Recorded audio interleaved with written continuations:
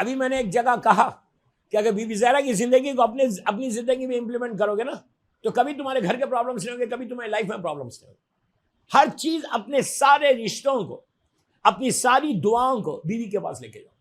ہر چیز جو مانگنا ان سے مانگو. واسطہ دو معصومین کا, مولا کا واسطہ دو, مولا حسین کا واسطہ دو, مولا حسن کا واسطہ دو, زمانے کے امام کا واسطہ, سارے معصومین کا واسطہ دو بی بی زہرا, اور مانگو ان سے.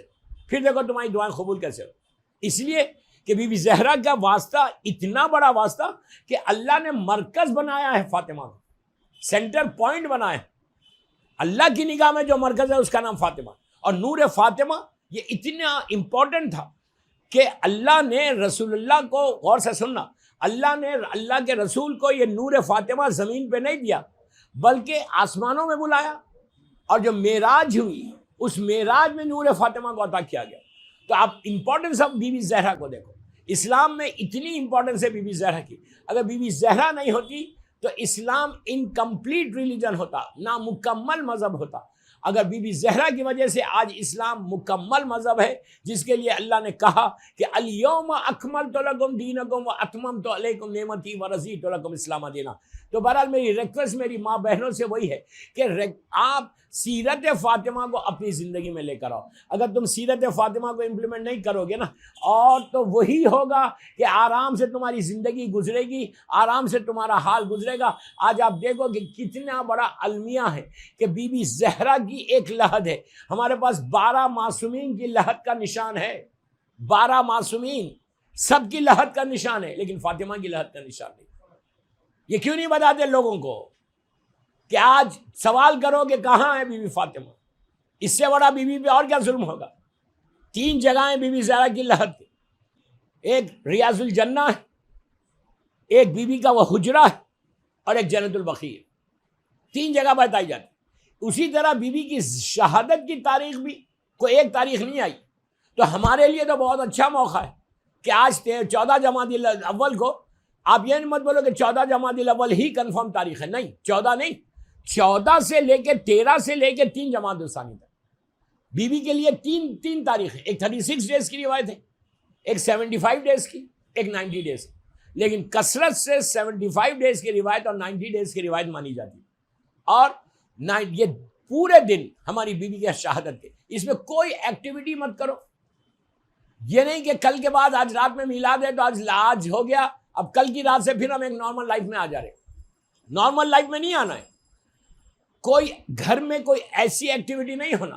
انہیں ٹی وی چینلز کو, یہ نہیں کہ آپ ٹی وی چینل کو کھول کے انٹرٹینمنٹ دیکھ رہے اس لیے کہ شہادت تو ہوگی, ہم نے بامبے میں شہادت منا لی. نہیں, یہ پورے 17 دن غم کے دن.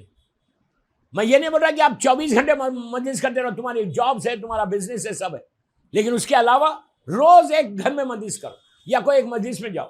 یہ بچوں کو, اس لیے میں بار بار بچوں پہ زور دے رہا. یہ بھی سیرت زہرا ہے. بی بی زہرا کے 2 بیٹے, دونوں امام. اب بی بی کو ضرورت نہیں ہے ان بچوں کو تربیت دینے کی, لیکن بی بی نے تربیت دی ان کو بھی. یہ ہمارے لیے پیغام دیا کہ بی بی کے بچوں کو ضرورت نہیں ہے, وہ امام ہے, پیدا امام ہوا. لیکن اولاد کی تربیت کے لیے فاطمہ کی زندگی سب سے اچھی زندگی ہے.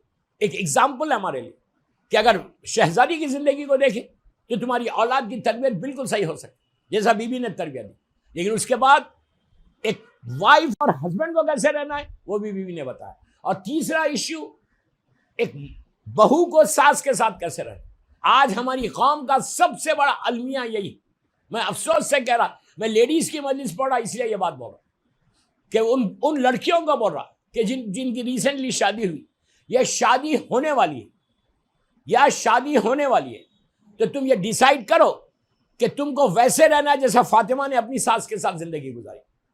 بی بی زہرا نے جیسے اپنی ساس مدر اللہ کے ساتھ زندگی, 4 سال کی روایت ہے, 4 سال تک فاطمہ نے اپنی ساس بی بی فاطمہ بنت اسد کے ساتھ زندگی گزاری. صلوات پڑھے محمد وآل محمد. اور بس آخری بات بولتا, بی بی کا ایک عمل دیتا, یہ عمل کرو. یہ ایام میں, یہ جو بی بی کے ایام گزر رہے ہیں, ان ایام میں یا یہ پورے 20 17 18 دن اگر آپ کر سکتے تو کر کے دیکھنا. ہر معصوم کے نام پہ ایک صلوات کی تسبیح پڑھنا. 14 معصومین کے نام پہ صلوات کی تسبیح پڑھو, ایک ایک تسبیح. اب اس صلوات پڑھ کے سمپل بسم اللہ الرحمن الرحیم، اللہم صلی علی محمد وآل محمد وعجل فرج.